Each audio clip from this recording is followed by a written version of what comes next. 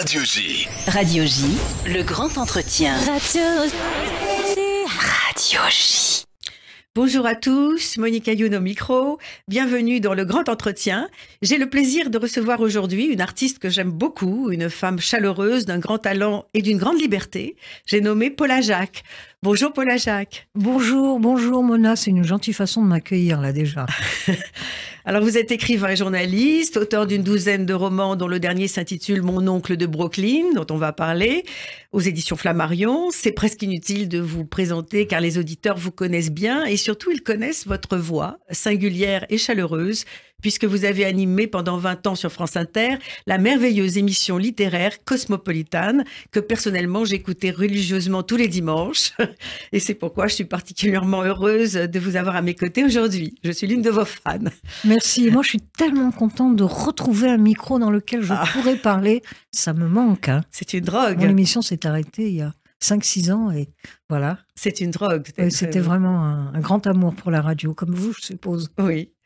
Alors Paula, avant tout, on va parler de ce qui se passe, puisque c'est des moments très graves.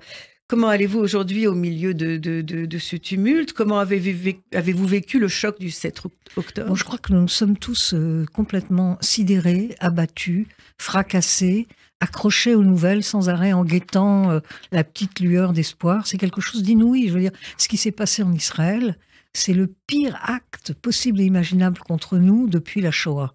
Donc c'est quelque chose d'absolument incroyable et c'est bouleversant parce qu'on s'imaginait que le plus jamais tellement fameux. Moi, quand je suis arrivée en France, nous avons été expulsés d'Égypte. D'abord, j'étais heureuse d'arriver en France parce que c'est le pays de ma langue maternelle. Je voulais vous en parler tout à l'heure. Oui, et je me disais, je ne pensais pas du tout qu'un jour j'aurais peur de dire que je suis juive ou de sortir dans la rue ou d'être attaquée. Oui. Quoi. Alors, et je suis très, très bouleversée par ce qui se passe. D'abord, j'essaye de me mettre à la place de ces 1500 personnes qui ont été emportées. On a pénétré chez eux, on les tue, on enlève les enfants. C'est une violence absolument inouïe, c'est d'une férocité, d'une barbarie. Je veux dire, s'en prendre aux enfants, les prendre en otage et s'en glorifier, c'est abominable. Et puis, ce qui s'ensuit, cette guerre terrible, cette guerre qui, je ne sais pas quand est-ce que ça va se terminer, qui met Israël dans un état d'attente, de panique, de peur peut-être pour les habitants, et puis qui fait tant de mal à la population de Gaza aussi. On y pense parce que là-bas aussi, il y a des bébés, des enfants et des hommes qui ne sont pour rien dans le terrorisme de Alors si je vous ai invité, c'est aussi parce que je vous aime, mais aussi parce que j'ai vu le 7 octobre, le 9, j'ai vu ce que vous avez écrit. Donc je sais que vous avez été choqué par un certain silence autour de vous. Oui, et le 9, vous avez écrit, je vais le dire, je Oui. suis sidérée par l'assourdissant silence sur Facebook. Vous semblez, mes amis, ignorer le massacre perpétré par les terroristes du Hamas contre plusieurs centaines de civils tués ou n'en avoir rien à cirer. Donc vous étiez assez en colère. Et quand vous dites mes amis, je suppose vos amis de gauche ou même d'extrême gauche. Oui, mais c'était général parce que sur Facebook, on n'arrête pas de réagir à ceci, à cela. Il y a des avis très pertinents sur la littérature, le cinéma. Et là, pendant 3 jours, silence radio. Comme si rien ne s'était passé. Et ça m'a absolument écœurée, quoi. C'est comme si... je comprends pas. Je veux dire, la première chose dans un pays, c'est d'être solidaire avec ses compatriotes, les compatriotes juifs, quoi. Et d'imaginer comment ces gens-là, et j'imagine que beaucoup de familles juives ont de la famille en Israël, qui sont atteints directement. Voilà, j'ai gueulé, quoi. J'ai poussé une gueulante en disant, je vais à la manif et vous, quoi. Alors j'ai mal compris vos propos parce que j'ai pensé que, comme moi, vous vous sentiez trahi par vos amis de gauche. Que vous sentiez trahi par la... Bon, alors parlons de la gauche, hein. Parlons de la gauche, parce que vraiment c'est quelque chose de terrible. Moi, je dois vous dire, au départ, j'étais assez sympathisante avec les idées de Mélenchon. Je trouvais que c'était un beau parleur, un homme très cultivé, contrairement à la plupart des hommes politiques. Le masque est tombé. Et je trouvais que son programme, il y avait des choses qui me convenaient. Mais entre-temps, il est devenu, c'est un caractériel mégalomane qui veut le pouvoir à lui seul. Et je suis persuadée, d'abord, il est entouré d'une bande de crétins, quoi, qui racontent n'importe quoi. Quand ils refusent de dire que le Hamas est une organisation terroriste, ça leur brûle la gorge. Mais je crois que c'est tellement tout ça, c'est du calcul électoral. C'est ça qui me dégoûte chez les hommes politiques. C'est comme le Front National qui se pointe à la manif d'il y a 2 jours. Pourquoi? Tout ça, ce sont des calculs. Prenons la France insoumise. C'est très simple. Leur électorat est en majorité musulman, d'accord? Oui. Ils s'attirent la sympathie de cette communauté-là. C'est simple à faire. Il y a 600 000 juifs en France et il y a 6 millions de musulmans. Le calcul est clair. Et je suis persuadée que pour le Front National, c'est la même chose. Ils font le même calcul. Voilà. Ils tapent sur les Arabes. Ça va donc leur renforcer leur électorat de droite, d'une certaine manière. Parce que maintenant, on peut dire qu'il y a aussi un antisémitisme, un racisme forcené de l'extrême droite et de la droite contre les populations musulmanes. Voilà, donc c'est ça qui me dégoûte profondément. Absolument, mais je trouve que depuis le 7 octobre, moi, il y a des masques qui tombent. C'est-à-dire qu'autour de moi, il y a des gens peut-être avec qui je ne peux plus parler. Est-ce que ça vous est arrivé aussi? Ils sont indifférents à la chose. Oui, bon. Ça m'a beaucoup choqué. Alors moi, non. Mes amis les plus proches sont très proches de moi. Même les gens d'extrême gauche? Écoutez... je crois que dans la bande d'extrême gauche, je suis le plus à l'extrême gauche. Mes amis... Oh là là, je ne savais pas, Paula.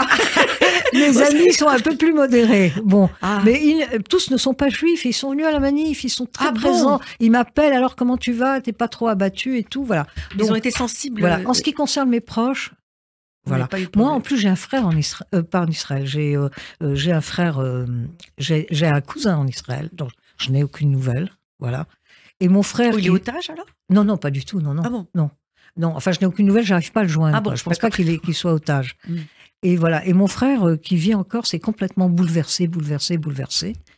Et voilà, on parle tout le temps, lui et moi. Et voilà, on ne parle que de ça en ce moment, je dois dire. Hein. Oui, c'est vrai, oui. Oui, donc vous n'avez pas perdu d'amis comme moi alors? Non, j'ai remarqué, je mène une vie assez solitaire, moi. Hein. Je suis chez moi, j'écris toute la journée, je promène mes chiens, quelquefois une fois ou deux par semaine, je vois mes amis. Et la plupart du temps, ce sont des amis qui pensent comme moi, quoi. D'accord, parce que et vos amis sont de toutes les religions?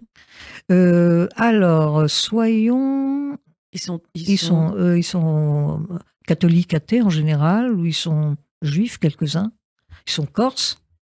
Vous savez que c'est vraiment... Musulmans aussi? Est-ce que j'ai des amis musulmans, mais c'est pas propre. Si, j'ai des amis écrivains musulmans qui sont, par exemple, il y a un formidable écrivain marocain qui s'appelle Kébir Amir, qui a écrit un magnifique livre. Comment s'appelle-t-il?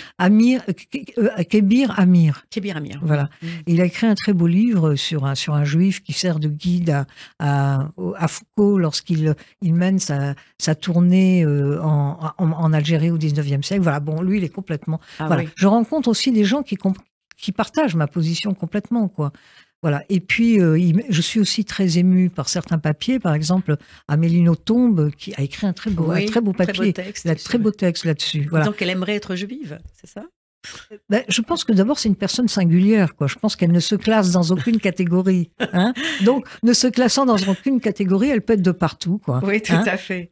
Alors, personnellement, il y a une chose qui m'a particulièrement choquée et surprise, c'est le grand silence au sujet des viols subis par les femmes pendant le pogrom. Alors, les grandes figures féministes qu'on entend d'habitude à tout bout de champ, plus personne. Pourquoi n'ont-elles pas dit un mot? Comment ça s'explique? Comme si c'était parce que ce sont des femmes juives, donc on ne va pas les plaindre. Alors voilà. Non, mais ça c'est horrible ce que vous dites. J'ai aussi une autre amie, Martine Storti, qui est une grande journaliste, qui a fait un très beau papier là-dessus, où elle explique qu'effectivement, ces postes féministes sont d'une lâcheté épouvantable. Elles ne plaignent pas les femmes juives violées parce que ce ne sont pas des Palestiniennes. Si c'était des Palestiniennes, elles verseraient de grandes larmes. Et je trouve ça, c'est terrible. Ce monde complètement coupé comme ça, fracturé, quoi. C'est pas les bonnes victimes et c'est pas les bons coupables. Voilà. Ça vous a aussi sidéré, ça. Ah bah oui, mais moi, ça m'a fracassé, je dois dire, hein, vraiment. Ah oui. Et ça m'a empêché je pensais qu'à ça, je pouvais plus travailler, j'arrivais pas à dormir, je me réveillais à 3h du matin pour mettre les infos. J'ai beaucoup regardé aussi la radio, la télé juive, là. iTélé. Voilà. Oui. Et bon, alors ça entretient constamment. Et ce qui m'a beaucoup frappé, c'est que à peu près toutes les 3 heures, tout s'arrête sur le plateau et les journalistes s'en vont parce qu'il y a une alerte. Il y a une alerte, c'est-à-dire qu'ils sont vraiment sous le coup du danger en permanence. Quoi. Oui, parce que ce qu'on dit pas beaucoup dans la presse, c'est que sans arrêt, il y a des pluies de roquettes. C'est ça. Et ça, on n'en parle pas tellement dans la presse française. Oui. Et alors, c'est très frappant de voir des journalistes s'interrompre. Bon, on arrête, coup, on va dans les abris. Et ça s'arrête alors. C'est comme si on était pendant la Deuxième Guerre mondiale. Quoi. Non, c'est vrai. On a l'impression d'un retour en arrière, archaïque. Et on ne pensait pas du tout que ça pouvait se produire. Hein. Alors Paula, d'ordinaire dans cette émission, nous ne parlons jamais politique. Oui. Mais bon, c'est une exception, la situation est grave, on n'a pas pu y échapper. Mais bon, moi, je trouve que le moment est venu de nous en évader et de respirer quelques bouffées d'oxygène grâce à vous, votre fantaisie, votre pulsion de vie et vos romans. Alors, et votre parcours. Paula, vous êtes née au Caire et vous êtes arrivée en France alors que vous étiez enfant. Donc, cette arrivée en France, vous l'évoquiez tout à l'heure, la France était une bonne terre d'accueil pour vous. Ah bah, la France était le but de mon existence, parce que vous savez, bon, en Égypte, nous parlions français, et moi j'ai été dans un lycée, dans une école maternelle française, et puis au lycée français, d'accord. Et moi, j'étais une passionnée de livres. Moi, ma vie, c'était de me procurer le plus de bouquins français possible, et donc. Bon, les événements se passent, tragiques. Mon père meurt, ma mère est affolée avec ses 3 enfants. Et elle nous envoie en Israël, tous les 3, mes 2 frères et moi. Et là, c'est très difficile pour nous, parce que l'agent juif nous sépare, nous met chacun dans un kibbutz différent. Ah oui. J'imagine, parce que vous savez, il faut vraiment faire des nouveaux venus, des petits Israéliens rapides, bien solides, bien des durs à cuire pour affronter l'avenir. Et ma mère nous écrit tous les mois qu'elle va nous faire venir en France. Et moi, j'attends cette échéance, parce que je suis très malheureuse dans ce kibbutz. On me prend mes livres, on m'a interdit de parler français. Mais déjà, à cet âge-là, vous lisiez énormément. Ah mais oui, moi, je lisais, c'était les livres, je peux dire, ça m'ont sauvé la vie à un certain moment. C'est vos parents qui vous ont... non, c'est moi. Je veux dire, dans la maison de vos parents, il y avait des livres, c'était des gens cultivés. Non, mais moi, peut-être que j'ai le... Non, on était des gens très à l'aise. Ils faisaient quoi, vos parents? Alors, mon père avait une grosse entreprise d'import-export. Ma mère était une ancienne pauvre très belle qui avait épousé un homme riche, qui l'a traitée comme une princesse. Voilà, donc elle avait la belle vie, elle allait jouer au bridge, les enfants étaient élevés par des bonnes. Et moi, mon grand bonheur, il y avait la librairie Hachette juste en bas, place Soliman Pacha, en face de Gropi. Et je passais mon temps à aller à la librairie. Ben, j'avais pas d'argent, alors je regardais les bouquins. Et toute seule alors. Voilà, et de temps en temps, je piquais un peu de sous dans une coupelle de mon père. Et j'allais acheter un livre. Et je choisissais un livre en fonction de sa grosseur, pour qu'il y en ait le plus possible à lire. Alors, donc, quand j'arrive en France, au bout de 3 ans, c'est un bonheur. Mais vous ne pouvez pas imaginer, moi, là. J'ai tous les livres à ma disposition. Je peux lire. Et puis, je suis un petit animal sauvage. Hein. Ma mère veut me refoutre en pension. Et alors, justement, vous avez beaucoup parlé de votre mère. Vous n'avez pas eu l'amour de votre mère. Oui. Mais votre père, oui. Non, je ne me rappelle plus. Je crois pas. Je crois qu'il aimait exclusivement ma mère. Il l'aimait trop pour aimer autant ses enfants, peut-être, voilà. Mon père était très, très bien. Donc, vous êtes élevée toute seule? Moi, j'ai l'impression d'être une survivante, quoi, en fait. C'est-à-dire que j'ai affronté tellement de... Voilà, j'ai affronté tellement de choses. Quand je suis arrivée en France, donc j'avais 13 ans. C'est 13 ans, oui. Mais moi, j'étais adulte avec tout ce que j'avais vécu. Et une petite anecdote. Oui. Ma mère, pressée de se débarrasser de nous à nouveau... colle mon grand frère est retenu en Israël pour faire son service militaire. Elle colle mon petit frère à l'Orte, dans une école de l'Orte, et moi, elle me colle dans une école religieuse, juive bien sûr, à Versailles. Or, moi, j'arrive d'un kibbutz marxiste, la Shomer Tzahir. On m'explique que Dieu n'existe pas. À 13 ans environ, 13 ans, 14 ans. Et nous lisons la Bible comme un livre de fiction et de mythologie extraordinaire, non pas comme l'histoire du peuple juif. Hein. C'est comme ça qu'on le lisait dans le kibbutz. Et j'arrive au dortoir et je suis écœurée. On me refout en tôle, en quelque sorte. Et le soir, j'explique aux filles qui ont mon âge, mais qui sont des gamines par rapport à tout ce que j'ai vécu. Et je leur dis que Dieu n'existe pas. Scandale, ramdam. Ah donc vous étiez une gamine quand même très sûre d'elle. Ah, j'étais rebelle. Ah non, j'étais rebelle. Très rebelle, oui. J'étais sauvage et blessée, quoi. Oui. Donc pas du tout timide. Vraiment, vous étiez pas du tout écrasée finalement par votre famille. Vous étiez...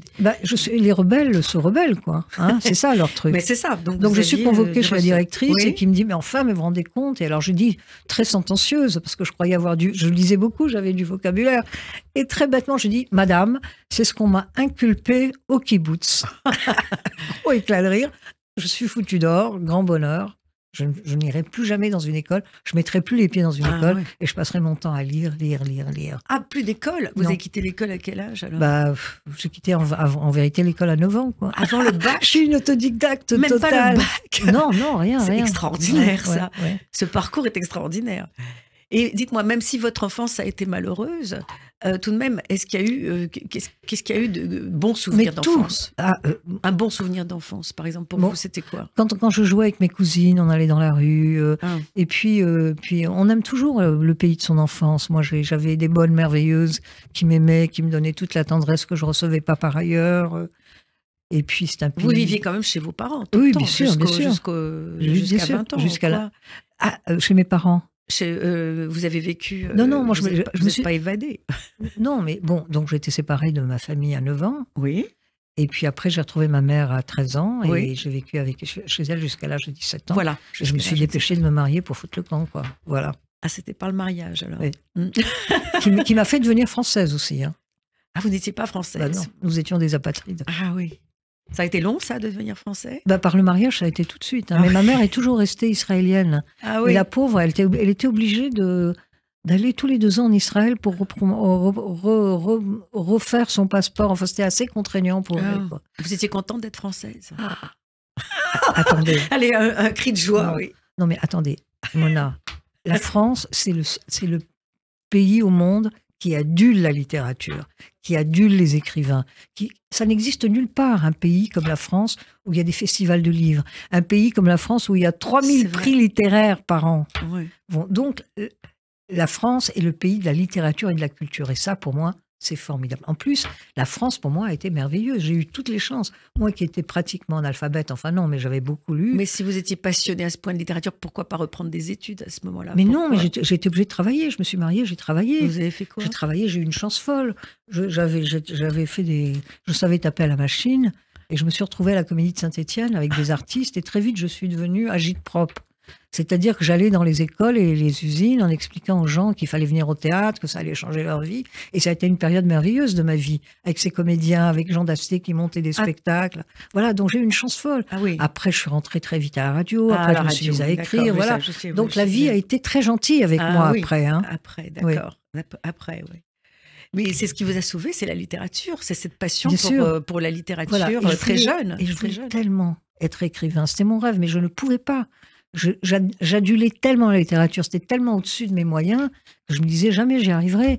Il a fallu le passage par la radio, le passage par la presse écrite pour me redonner assez confiance pour me mettre à écrire. Alors justement, est-ce que vous vous souvenez de la première fois que vous avez écrit, à quel âge était votre premier texte, la naissance de l'écriture? Je vais vous dire. Donc à cette époque-là, je travaillais, j'avais été embauchée par Claude Servan-Schreiber dans un canard féministe. Ah ben, il avait psychologie. Oui. Avant psychologie. Oui, non, c'était F Magazine, c'était le premier journal féministe. C'était Claude, hein, c'était la femme de Jean-Louis, d'accord? Oui. Et donc, elle m'avait fait consacrer grand reporter, donc je me mets à écrire. Et avec les journalistes, les autres journalistes, il y avait des journalistes qui ont fait une carrière formidable ensuite. On allait boire un coup tous les après-midi, on se disait, tu sais, moi je vais écrire un roman. Chacune parlait du roman qu'il a écrit. Et l'une d'elles, un jour, elle avait dit, ça y est, je m'y suis mise. J'ai dit, quoi? Je suis rentrée chez moi, je vous jure, je me suis assise à ma table, j'ai commencé à écrire. Et depuis, je n'ai jamais arrêté. Mais vous avez écrit quoi? J'ai écrit Lumière de l'œil, mon premier roman. Et qui se passe en Égypte et qui raconte votre enfance, mon enfance, les rapports avec ma mère. Vous avez commencé comme ça, d'accord. Voilà. Et quel âge, quoi, alors J'avais, mon bouquin... Non, j'avais 30 ans déjà. Ah, donc vous avez mis quand même du temps avant Avant, vous n'aviez jamais écrit... Ah, mais j'étais trop... J'admirais trop les grands écrivains pour me risquer. Je me disais, tu n'as pas les moyens de le faire, tu n'as pas les moyens intellectuels, tu n'as pas les moyens... Qu'est-ce qui vous a débloqué, alors? Peut-être le fait on a reconnu que j'avais du talent d'écriture à F Magazine, tout ça, voilà. Ça vous a encouragé, ça m'a encouragé. Oui. En fait, donc c'est pas quelqu'un de votre famille qui vous a encouragé. Mais vous plaisantez, Mona. Les familles détestent avoir des enfants écrivains. Ils détestent ça. Posez la question aux écrivains. Ils vont tous vous dire, mon père ne lit pas mes livres, ma mère n'aime pas mes livres. C'est vrai. Et moi, le premier livre que j'ai écrit, ma mère m'a dit, tu nous as trop dévoilé. Voilà ce qu'elle m'a dit. Oui. Tu nous as, ça résume tout. Tu nous as trop dévoilé. Oui. Ils détestent ça. Oui, je sais, donc dans ma famille pas du tout. Est-ce qu'il y a un professeur, un ami qui vous a encouragé? Quelqu'un d'autre que la famille? Je ne crois pas, non. Non. Ouais, parce que c'est inné comme ça. Parce que moi je me demandais. Non, c'est là. Écoutez, voilà. Je crois que jusqu'à cet âge-là, j'ai tourné autour de ça, sans le savoir. Tout mon but était d'arriver à écrire. Et voilà, j'y suis parvenue en prenant un peu confiance en moi. avec tous les métiers que j'ai exercés J'ai compris. et qui fonctionnaient bien. Mais quoi. quand même, vous êtes une énigme parce que ce qui vous caractérise, donc je trouve, c'est votre liberté. Et en fait, je ne sais pas comment vous l'avez pris. Vous semblez avoir toujours été une femme libre. Alors je me demandais, votre liberté, est-ce que vous l'avez arrachée avec les dents ou bien c'est comme ça, vous êtes née libre, vous êtes libre depuis le début? Mais j'ai tout de suite, j'ai dû réagir, j'ai dû me rebeller quand j'étais petite contre l'absence d'amour de ma mère envers moi. Voilà, donc c'est ça qui m'a fait. C'était, je m'en sortirai. Moi, je me souviens, je me regardais dans le miroir, je pleurais, et je me disais un jour j'aurai ma revanche, un jour j'aurai ma revanche. Voilà, donc je l'ai eu ma C'est ça, revanche d'une certaine manière, quoi. D'accord. Bon, c'est ça qui a forgé mon C'est ça caractère qui, de rebelle. D'accord. Et c'est ça, c'est par la rébellion que vous avez Voilà. votre liberté. Et est-ce que donc le plus grand tournant de votre vie, ça serait quoi, vous direz? C'est à ce moment, au moment où vous avez écrit votre premier texte, ou plus tard, ou un grand amour? Oui, j'ai eu des grands amours, j'ai eu aussi des amours catastrophiques. Mais j'ai eu aussi des grands amours. Mais le grand tournant, c'est voilà, quand j'ai trouvé cet équilibre entre l'écriture des livres et la radio que j'adorais, ma vie était remplie par ça. Quoi. Ah oui. Et pas par l'amour alors? Bah si j'étais une amoureuse complètement idiote, folle. J'ai fait des conneries pour des tas de mecs qui n'en valaient pas forcément la peine. Bon, voilà. Et puis après, la sagesse est un peu entrée et j'ai rencontré un homme absolument merveilleux qui me voulait du bien. Et moi, j'ai eu le malheur de toujours tomber sur des hommes qui ne me voulaient pas beaucoup de bien, quoi. Alors quand même, un livre qui aurait guidé votre vie adolescente. Alors je vais vous dire, un livre, c'est certainement celui d'Albert Cohen. Vous savez pourquoi? Le parce livre que de Belle ma du mère. Seigneur. Pas le livre de ma mère. Non, pas le livre de ma mère, mais Belle du Seigneur, parce que tout d'un coup, j'ai reconnu ma famille, leur façon de parler, leur exubérance, leur Belle originalité. Du Seigneur ou les Belle du Seigneur, Manches-Clous, les Manches-Clous, tout ça, c'est la même chose. Hein, c'est un seul grand livre qu'il a écrit toute sa vie. Et j'ai dit, mais alors on peut parler de nous, mais c'est de nous qui parle. Et d'ailleurs, je vais vous raconter un truc. J'ai écrit mon livre et puis je l'ai adressé à Albert Cohen en disant Albert Cohen, il faut que vous me receviez parce que c'est grâce à vous que j'ai écrit mon livre, donc il faut que vous m'accordiez un rendez-vous. Je peux là, j'ai le temps. On va écouter la musique que vous avez choisie, on reprend après. D'accord, une petite pause musicale.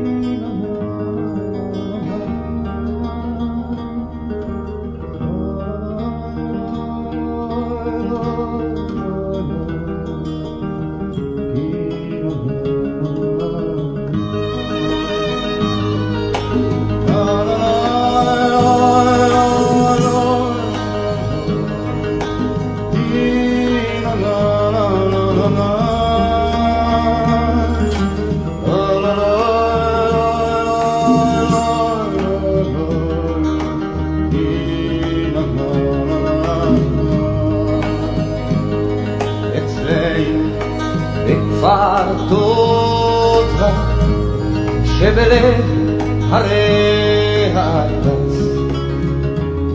היו לוקחים את הילד שהגיע לגיל 5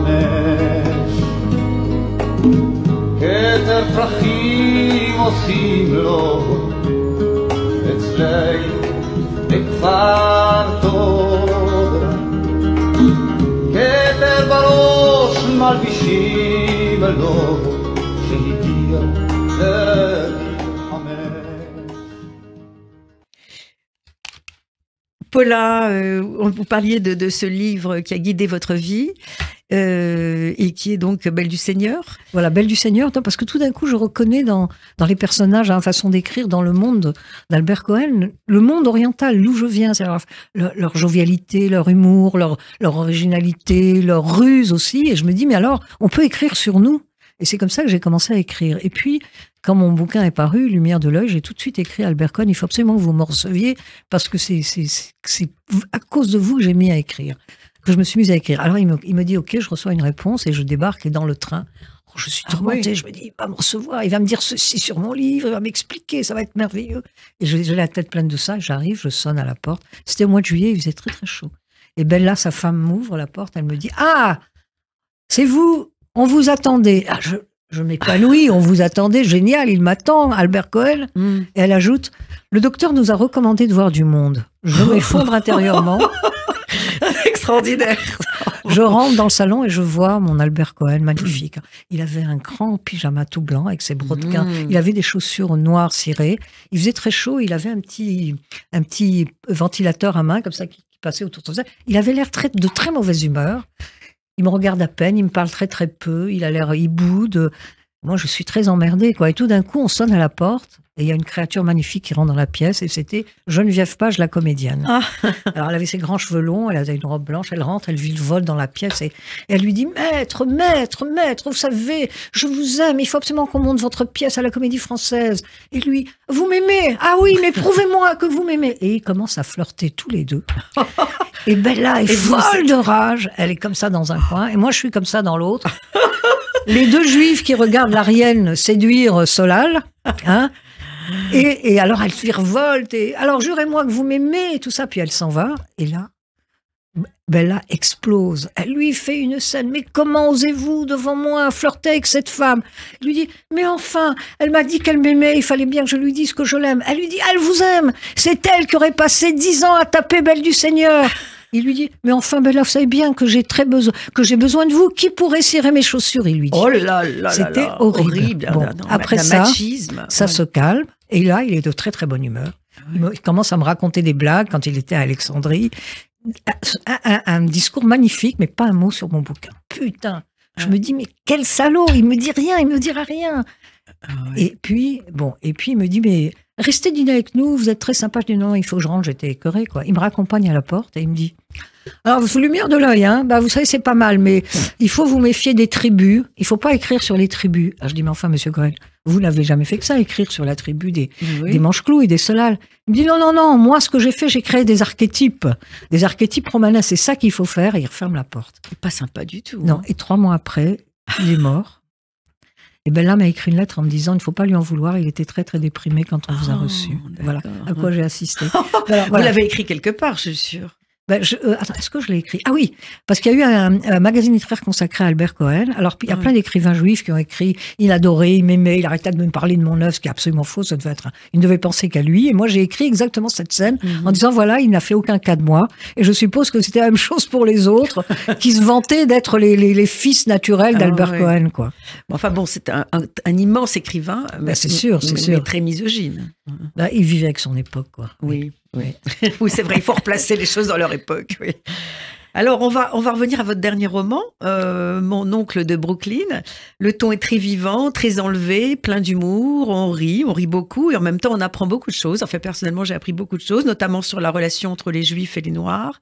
C'est un vrai plaisir de lecture. Alors, le début, c'est votre héroïne débarque à New York, c'est une jeune journaliste, elle vous ressemble comme de gouttes d'eau, sans doute vous à vos débuts, on se dit. Et on va découvrir donc à travers ses yeux un New York foisonnant et multiple, entre vie culturelle palpitante, tension raciale, communauté juive orthodoxe dont elle se méfie au début, mais elle va peu à peu les adopter. Voilà. Alors, elle a eu la chance de décrocher un entretien avec Toni Morrison qui vient d'avoir le prix Pulitzer, très important. Donc, elle attend et la nuit où elle débarque, sa mère l'appelle au téléphone et elle explique que son oncle, qui en Égypte était un vrai playboy, est devenu juif ultra-orthodoxe et que sa foi a provoqué un désastre. C'est-à-dire qu'il rentre chez lui tard un soir, il craint que de passer l'heure du Shabbat, il ne peut plus toucher à rien, et sa chaudière émet des bruits bizarres, il n'ose pas y toucher parce que c'est plus l'heure, il sort, il ouvre la porte de sa maison et la maison explose, et il tue sa femme. Je suis partie d'un vrai fait divers, Mona. Sauf qu'en le vrai fait divers, c'était un juif d'Égypte aussi, cet homme a tué 7 de ses enfants. Et après, dans les interviews, j'ai perdu mes anges. Dans la réalité? Dans la réalité, mais c'était la volonté de Dieu. Et une année après, il était remarié. Passons. C'est révoltant. Donc, c'est comme ça, quoi. Vous savez, là, quelquefois, la foi précède l'intelligence, quoi. Hein, elle aveugle l'intelligence, parfois. Et donc, moi, je suis partie de ce truc. Donc, elle va voir cet oncle qu'elle ne connaît pas. Elle va découvrir cette branche de sa famille ultra-orthodoxe. Au début, elle les trouve vraiment tarés, ils sont racistes, et ils ont des principes. Et puis petit à petit, elles découvrent vraiment leur chaleur, leur solidarité, parce qu'elles découvrent que toute la communauté ultra-orthodoxe, et ce sont tous des juifs juifs égyptiens, pardon, va voler au secours de l'oncle pour lui porter secours et le soutenir. Donc il y a cette partie de cette famille qu'elle découvre, et comme Toni Morrison n'arrête pas de lui poser des lapins, elle prolonge son séjour, et New York est à feu et à sang parce qu'un noir a été assassiné par des blancs, et il y a sans arrêt des émeutes, et elle fait la rencontre d'un écrivain juif, ashkénaze, alors qu'elle est séfarade, qui est en train d'écrire un livre sur la merveilleuse solidarité qui existait entre les juifs et les noirs au moment de la création de la lutte pour les droits civiques. Et donc, elle va naviguer entre ces deux univers dans cette Amérique très colorée, très mouvementée pour elle. Et il y a une histoire d'amour qui se termine mal, quoi. Voilà. Et parfois, voilà, les Noirs, il y a des interviews qui sont très agressifs. Oui. Il y a eu un moment où, je ne sais plus, elle est reçue vertement. Je ne sais plus par qui. Alors, oui, là, je me suis un peu servi de mon expérience de journaliste, c'est-à-dire que, voilà, donc à ce moment-là, elle va interviewer son ami Barry, là, qui connaît tous les Noirs. Il lui présente Spike Lee, qui vient de faire un film, et Spike Lee accepte une interview d'elle, donc elle va le voir. Et ça, je me suis vraiment inspirée d'un truc qui m'est arrivé. J'ai interviewé Spike Lee. C'était dans un de ses bureaux. Il avait l'air ennuyé de me voir. Ça l'emmerdait. Il me tournait le dos. Il avait les pieds sur la table. À chaque fois que je posais une question, il soupirait comme si j'étais absolument stupide. Bref, ça a été un moment très difficile. Donc j'ai reproduit ça pour montrer le racisme inversé aussi. Évidemment, il y a les deux. Je veux dire, il détestait les blancs à cette époque. Oui, c'est pas manichéen, Peut-être que maintenant il a évolué. Bon, je raconte ça, je raconte aussi des choses. Arletty aussi, vous avez raconté pour Arletty. Bon, alors moi. C'est vrai ce que vous racontez sur complètement. J'ai la bande radio. Voilà, Arletty et admiration folle pour les enfants du paradis. Ouais. Elle accepte de me recevoir. Je travaillais à France Culture à cette époque et j'arrive chez elle, toujours tremblante d'émotion, rencontrer des déesses quasiment. Elle m'ouvre la porte de son appartement. C'était un petit appartement modeste et elle était là, elle est grande, très belle. Elle avait déjà 80 ans, elle était complètement aveugle. Elle avait un bandeau, elle était très très belle, quoi. Elle me fait rentrer, très chaleureuse, on s'assoit et je l'interviewe. Elle me regardait tout le temps comme si elle me voyait alors qu'elle ne me voyait pas. Et la première partie, c'est un délice. Elle raconte son enfance, Paris, le Paris popu, et c'est merveilleux, ça gouaille. Ça. Bon, je bois du petit lait. Et à un moment donné, je remarque qu'il y a une photo de l'écrivain Céline au mur. Et je lui dis, alors je mets la conversation sur Céline, qui est un écrivain à la fois que j'admire et que j'exècre. J'admire pour son génie littéraire. Et que je déteste parce que c'est un sale bonhomme antisémite, quoi. Et je lui dis alors, Céline, elle commence à me dire, vous savez, Céline, on lui a fait un mauvais procès. C'était un type formidable, on l'a accusé, tout ça, c'est la faute des Juifs. Elle me dit, attends. Et elle commence à me dire, vous comprenez, ce pays est gangrené par les Juifs, ils sont partout. Elle ne sait pas que vous étiez Juif. Non, attends, voilà. Gangrenés, vous comprenez, maintenant ils ont le gouvernement, ils ont la radio, ils ont les médias, ils ont tout. Alors je dis Madame Arletty, elle me dit oui. Je dois vous dire quelque chose. Elle me dit oui. Je dis Madame Arletty, je suis juive. Ah, vous êtes juive? Ah, mais c'est bien, c'est très bien. Je dis ah bon, qu'est-ce qui est très bien? D'avoir le courage de l'avouer. C'est horrible. Voilà. Et donc, j'ai gardé cette séquence que j'ai passée à la radio. Ah oui, oui. Voilà. J'ai entendu. Bon, c'est des choses comme ça qui arrivent quand on est journaliste. Ah oui, c'est extraordinaire. Et en fait, ce livre, Mon oncle de Brooklyn, vous l'avez. Votre idée première, c'était de parler des Noirs aux États-Unis plutôt. J'ai très émue par... Non, voilà, je suis très émue par la solidarité qu'il y avait entre les Noirs et les Juifs à cette époque-là, qui étaient deux communautés ségrégées, racisées et maltraitées finalement, parce que vous savez, jusqu'aux années 50, ça se voit dans les livres de Philippe Roth, il y avait un antisémitisme très très grave contre les Juifs. On disait dans les bistrots interdits aux Juifs et aux chiens. On a tendance à l'oublier, ça. Voilà. Puis, bon, ça c'est un petit peu civilisé, quoi, d'accord? Mais j'étais très émue, et c'est normal que les Juifs et les Noirs soient solidaires. Oui. Et vous savez, lorsque Martin Luther King fait sa grande marche pour les droits civiques, à côté de lui, il y a un rabbin qui est là, qui est tout le temps avec lui jusqu'au bout, quoi. Voilà. Donc je voulais rendre compte de ça d'une part, et d'autre part, moi j'ai un oncle qui était un très très bel homme en Égypte, qui était un playboy vraiment, qui roulait en scooter, qui draguait les nanas. Il arrive aux États-Unis et il devient juif ultra-orthodoxe. Ouais. Et c'est à partir de lui que j'ai imaginé. C'est à lui que j'ai appliqué ce vrai fait divers. Et en fait, qui n'était pas son histoire à lui. Ah non. Fort heureusement, il n'a pas tué ni sa femme ni ses enfants, mais bon. Alors, je voulais savoir, dans votre écriture, au fil des livres, est-ce qu'il y a un fil directeur, un dénominateur commun? Enfin, c'est quoi votre fil Écoutez, directeur? Mona, vous êtes une écrivaine vous-même. Vous savez que lorsqu'on termine un livre, Oui. il y a toujours dans le livre qu'on a fini un tout petit élément qui va vous servir pour le livre suivant. Avant d'écrire Mon oncle de Brooklyn, j'avais écrit pour les jeunesse un livre sur une esclave sur une plantation aux États-Unis pendant la guerre de sécession. Et donc j'ai enchaîné, quoi, naturellement, de la Virginie pendant l'esclavage. Bon, là, je suis en train d'écrire un autre livre qui sera un livre très drôle sur un chien extraordinaire que j'ai eu et qui a partagé 10 années très importantes de ma vie, des années très mouvementées. Et ce chien c'était vraiment un voyou, quoi. C'était un délinquant multirécidiviste. Il n'arrêtait pas de fuguer, de voler.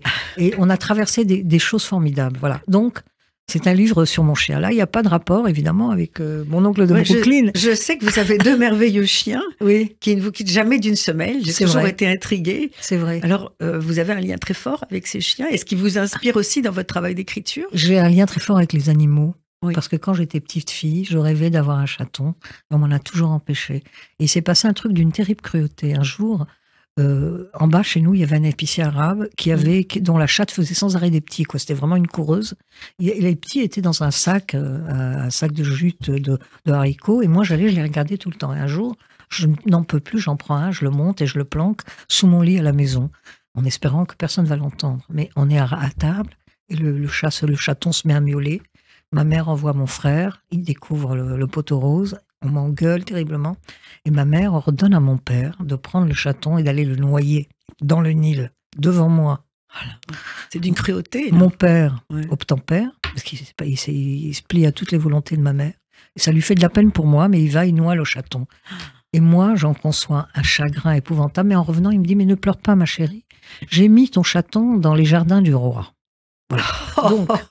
Donc D'accord. voilà, depuis cette époque, je rêvais d'avoir... Et moi, mon premier acte de liberté, je me marie, j'arrive à C'est d'acheter Saint-Étienne. un chien. Voilà, le samedi matin, j'arrive à vendredi à Saint-Étienne. Le samedi matin, je vais au marché de Saint-Étienne et j'achète mon premier chien. Pourquoi pas un chat alors? Parce que vous avez été traumatisé Je par le manque sais, de mais chats. j'avais envie d'un chien, quoi. J'avais envie d'un chien. Mais En j'ai eu plus, des ils chats. Ils hein. sont gros, vos chiens. Oui, non, mais attendez, j'ai chat et chien. Hein. J'ai 2 d'accord. chats et 2 chiens. Ah oui, d'accord. Oui, mais les chiens, c'est autre chose. Les chiens, ça vous donne tellement d'amour, quoi. Ah Vous pouvez oui. pas savoir. Ah oui. Vous n'avez pas de chien. Et non, je n'ai pas de chien. J'aimerais bien. Non, mais alors, c'est une source Mais d'amour le problème, c'est inépuisable. que mon compagnon me dit, mais tu adores les voyages, ça va plus être possible. C'est vrai, c'est vrai.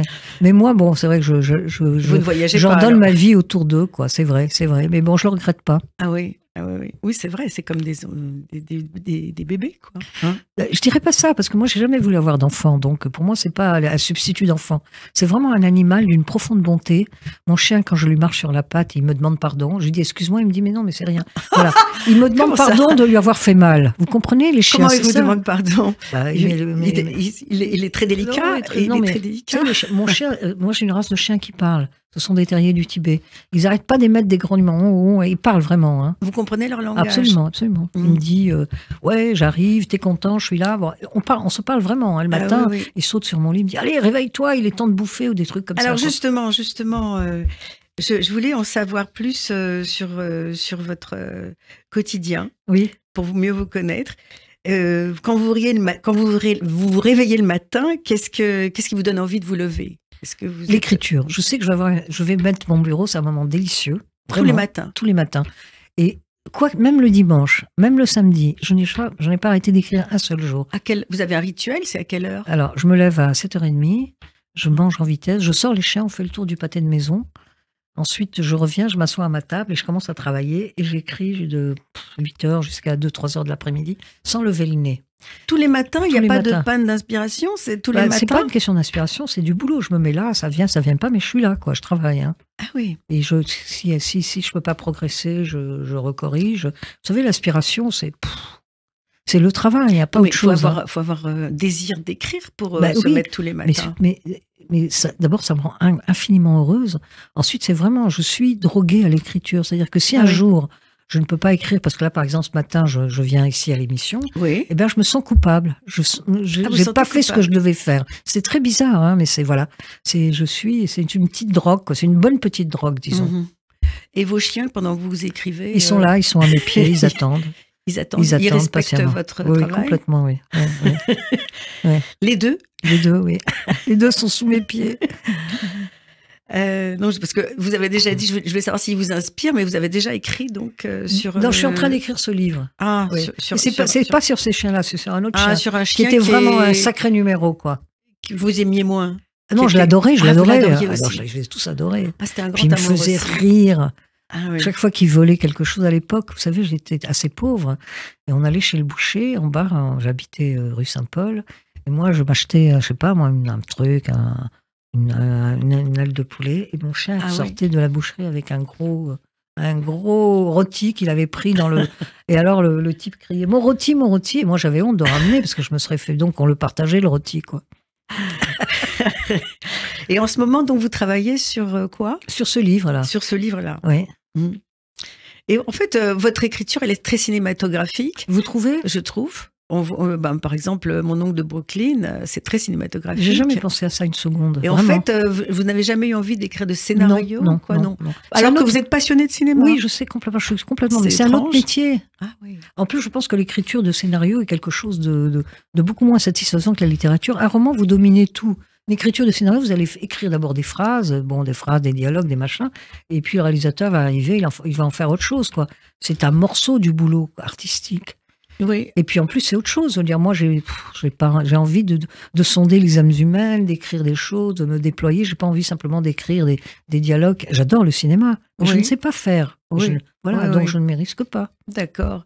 Et votre pièce, la pièce qui a été montée d'après l'une de vos pièces, Oui. est-ce que c'était un grand plaisir pour Ah vous? oui, ah oui. Voilà. Alors, je vais vous dire pourquoi. D'abord, c'est formidable de voir des personnages qu'on a écrits incarnés sur scène. Incarner sur scène On et y- dire vos mots. Voilà, c'est ça. Mm. Alors, d'abord, j'y allais tous les soirs, parce qu'en plus, on se retrouvait après avec les comédiens. C'était grisant. C'est délicieux. C'est délicieux. On parlait, ça faisait une famille. On était merveilleux. C'était où? C'était au Théâtre 13 à Paris. Ah. Et on s'est juré qu'on allait se revoir après et tout. Mais après, c'est terminé, évidemment. Mais c'était un moment merveilleux. Le quoi. titre de la pièce? Alors, mon livre s'appelait Les femmes avec leur amour. Et la pièce a été réduite, ça s'appelait Zanouba. Zanouba, c'était le nom de la bonne. C'est l'histoire d'une petite fille et de sa bonne. Sa bonne qui lui apprend tout, c'était ça, cette pièce. Oui. Oui. Alors voilà, c'est tout un parcours et une manière de vous connaître mieux. Et avant de nous quitter, j'avais une dernière question et elle est politique. Oui. Et est-ce qu'après tout ce bouleversement, vous êtes toujours une femme de gauche?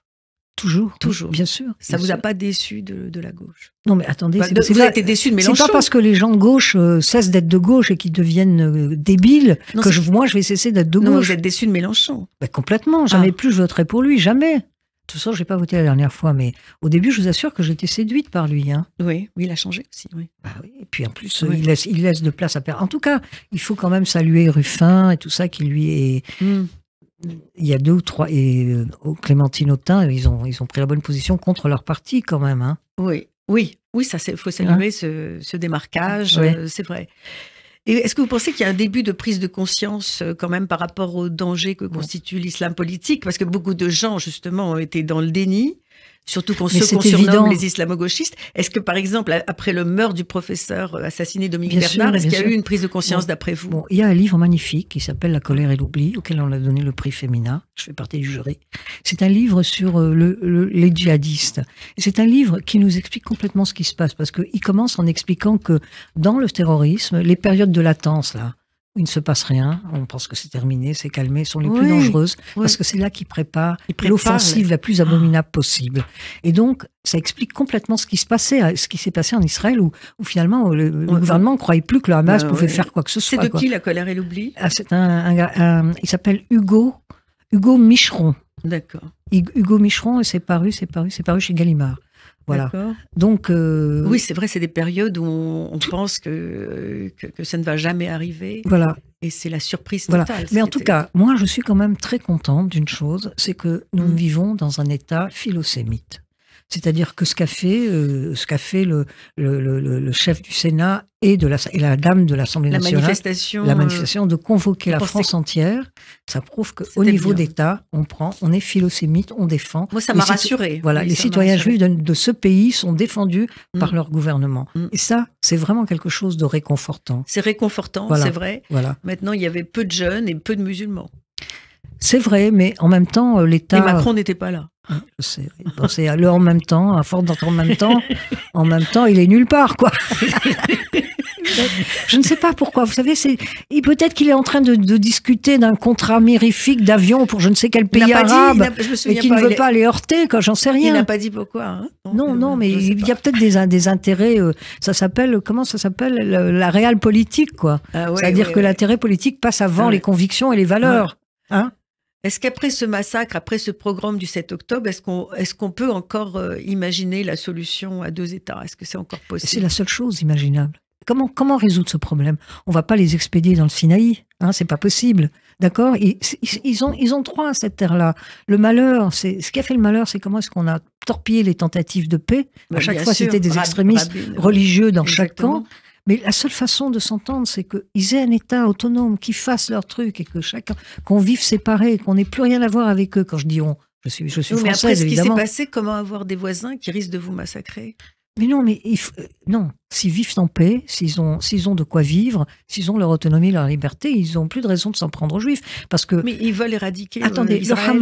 le Hamas. Sur sa charte, oui, le Hamas, parce que la mort d'Israël. Le Hamas joue et gagne sur la misère des Palestiniens. Ils sont dans un enclos, ils ont très peu de moyens de vie. Quand ils vont travailler en Israël, ils sont soumis à un tas d'humiliations au checkpoint, ça c'est vrai. C'est une situation terrible. En plus, il y a de plus en plus de colons israéliens qui s'installent en Cisjordanie, qui est censé être un État palestinien, enfin une forme d'État palestinien. Donc il faut que ça s'arrête. C'est un long débat, mais la haine d'Israël, elle a toujours existé, même avant. Mais c'est une haine qui aurait pu s'arrêter au moment où Rabin et comment il s'appelle là, l'autre là, qui est fille. Arafat se rencontre, ça devait s'arrêter. Là, on pouvait aboutir à 2 États. De toute façon, tous les grands esprits israéliens, les gens de gauche, disent ça. La seule solution, c'est 2 États. Oui, et voilà, je suis complètement bouleversée par tout ce qui se passe, et vous aussi. Oui, complètement, oui. Et je vais aller en Israël, j'ai très envie d'aller en Israël. Est-ce que vous avez gardé des liens avec... Est-ce qu'à un moment donné, vous avez eu envie de partir en Israël ou jamais? Mais j'y vais de temps en temps, je vais voir mes amis, je vais respirer l'air de Tel Aviv, et voilà. Est-ce que vous avez eu peur au moment où on a dit il y a plein d'attentats antisémites? Est-ce que vous avez eu peur en France ici? Est-ce que vous avez peur? Moi, je suis quelqu'un d'intrépide. J'ai pas peur, mais ça me rend furieuse. Je suis furieuse. J'ai pas peur pour moi, parce qu'en plus, je suis blonde. Si nous, les Juifs, on avait la peau noire, finalement, il y aurait de quoi avoir peur, parce qu'on est reconnaissable au premier coup d'œil. Et en plus, vous n'avez pas de mezouza. Voilà, non. Oui, mais j'ai un grand chandelier à 7 branches à l'intérieur. Voilà. Bon, je vous remercie beaucoup, Paula Jacques. C'est le moment de nous quitter. Je vous remercie d'avoir accepté cette invitation, un peu hors promo, puisque le livre est quand même sorti il y a quelques mois. Pas tant que ça, c'était au mois de février. Au mois de février, voilà. En tout cas, c'est un livre vraiment passionnant. Je recommande à nos auditeurs Mon oncle de Brooklyn, aux éditions Flammarion. Merci Paula Jacques, et à bientôt pour de nouvelles rencontres. Mais je ne quitte pas du tout l'antenne, j'ai des chroniques. J'ai 3 minutes pour une chronique. Oui.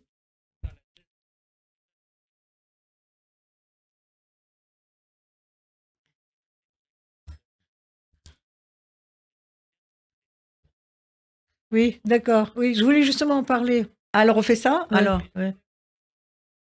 Et après je fais mes chroniques? D'accord. Oui. Shlomo Bar.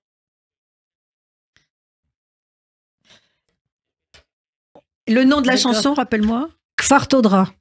Kfar Todra. Voilà. D'accord. Voilà. On vient d'écouter Kfar Todra de Shlomo Bar. Paula Jacques, pourquoi avez-vous choisi cette chanson? J'adore Shlomo Bar. C'est un immense chanteur israélien d'origine marocaine. Il a une voix merveilleuse, les arrangements sont très beaux. Mais surtout, je suis très, très émue par ses textes. Par exemple, Kfar Todra, c'est une magnifique chanson. Il raconte dans son chanson que dans son village, à Kfar Todra, dès qu'un enfant a 7 ans, tout le monde l'entoure, on l'habille gentiment et on lui fait la fête et on le fait rentrer à la synagogue. Et là, on lui présente des lettres hébraïques enduites de miel Il faut qu'il les lèche. Et c'est comme ça que la Torah, la loi de Dieu, rentre dans son être et dans sa bouche par le sucre. Et je C'est trouve beau, cette ça, chanson c'est très beau. tellement merveilleuse. Mm. Voilà. Alors, je ne sais pas si ce chanteur est encore en vogue en Israël, si on l'écoute toujours. C'est très beau. Mais toutes ces chansons sont magnifiques. Voilà. Donc, j'ai une adoration pour Shlomo Bar. Alors, il me reste juste 3 petites minutes pour ma chronique théâtre. Qu'y a-t-il à voir au théâtre ce mois-ci? Mes 3 coups de cœur. Alors, le portrait de Dorian Gray, d'après le célèbre roman d'Oscar Wilde, se joue à nouveau à Paris et c'est au théâtre du Ranelagh dans le 16e. C'est une pièce rythmée par des comédiens excellents. La mise en scène est ingénieuse, pleine de jolies trouvailles, la lumière magique. C'est simple, on oublie tout pendant 2 heures et c'est un vrai moment de grâce. Ne ratez pas cette pièce. D'autant plus que le théâtre Ranelagh est un parfait écrin pour cette histoire fantastique.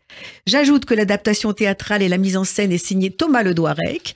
Et ce même Thomas Ledoirec a une double actualité. Il est l'auteur d'une autre mise en scène d'un tout autre genre, puisque c'est une comédie musicale, et ça s'appelle Le jour où je suis devenue chanteuse black. La comédienne est vraiment exceptionnelle, c'est Caroline Devime. Il s'agit de son histoire personnelle. Elle, qui est blonde aux yeux bleus, découvre à l'âge de 8 ans qu'elle a un grand-père noir. Et elle décide, pour lui plaire, de devenir une reine de la soul music. Caroline Devime chante et danse avec une joie communicative, c'est bourré d'énergie, plein d'humour. Par ailleurs, Caroline a de très jolies jambes, interminables, et on n'est pas surpris d'apprendre qu'elle a été meneuse de revue à l'Alcazar. Donc si vous avez envie d'un vrai moment de détente, allez voir cette comédie musicale, c'est un petit régal. La pièce se joue au Café de la Gare jusqu'au 3 janvier. Je rappelle le titre, Le jour où je suis devenue chanteuse black. Enfin, mon 3e et dernier coup de cœur, avant de vous quitter. Au théâtre du Point Virgule, j'ai vu avant-hier la comédienne Sandra Colombo, que je ne connaissais pas du tout.